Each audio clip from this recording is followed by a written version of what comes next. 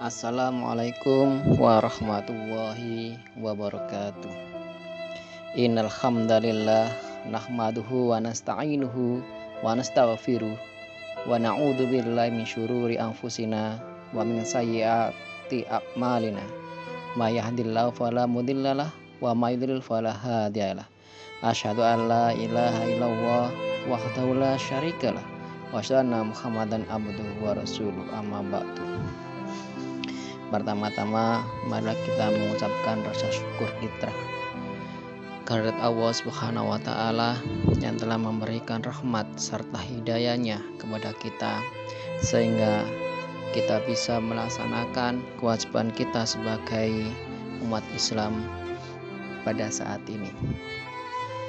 Salawat serta salam mudah-mudahan tercurah atas junjungan Nabi besar kita Nabi Muhammad SAW yang telah menunjukkan jalan dari kegelapan menuju jalan yang terang benderang, jalan yang penuh dengan rahmat, jalan yang penuh dengan yang diridai oleh Allah Subhanahu wa taala. Bapak-bapak dan ibu yang dirahmati oleh Allah Subhanahu wa taala, pada saat ini kita sudah tahu bahwa Indonesia telah mengalami suatu musibah yang berupa virus corona. Oleh sebab itu, dari pemerintah menganjurkan kita untuk bekerja di rumah, beribadah di rumah, dan belajar di rumah.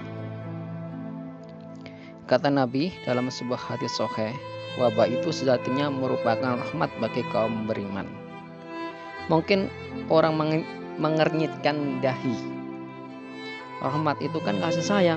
Bagaimana bisa wabah Allah maksudkan sebagai rahmatnya bagi kaum beriman? Aisyah suatu hari bertanya kepada Nabi Muhammad. Kemudian Nabi menjelaskan, wabah itu merupakan azab yang Allah turunkan atas siapapun yang ia hendaki. Tapi bagi kaum beriman, Allah jadikan wabah sebagai rahmat, sebagai bentuk kasih sayangnya. Bagaimana mungkin Allah mengasihi hambanya dengan menurunkan wabah?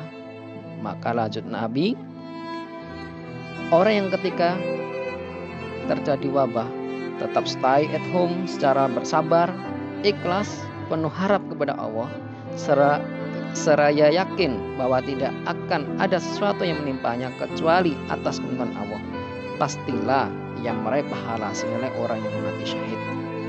Hadis riwayat Bukhari nomor 3474, Nasai nomor 7527, dan Ahmad nomor 26139. Meraih fadilah dan pahala syahid hanya dengan tinggal di rumah.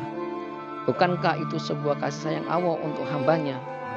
Di luar situasi wabah, fadilah dan pahala syahid itu hanya mungkin diraih oleh orang yang dengan gagah berani keluar rumah menuju medan sabilillah bertaruh nyawa. Di tengah wabah, kasih sayang Allah memungkinkan seorang mukmin meraih nilai keutamaan syahid hanya dengan tetap tinggal di rumah. Bapak Ibu yang dirahmati Allah, mengapa stay home menandingi fadilah dan pahala syahid? Nilai penting yang menyamakan stay home di tengah wabah dengan berjihad di tengah medan sabilillah adalah kesabaran, keikhlasan, kebesaran hati, ketawakalan, dan keyakinan akan qada dan qadar. Lebih dari itu, bila tetap tinggal di rumah, itu memiliki kontribusi penting dalam menghentikan persebaran COVID-19. Bukankah itu senilai dengan menyelamatkan nyawa manusia seluruhnya?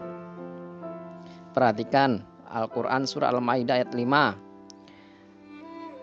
Perhatikan Al-Quran Surah Al-Ma'idah ayat 32.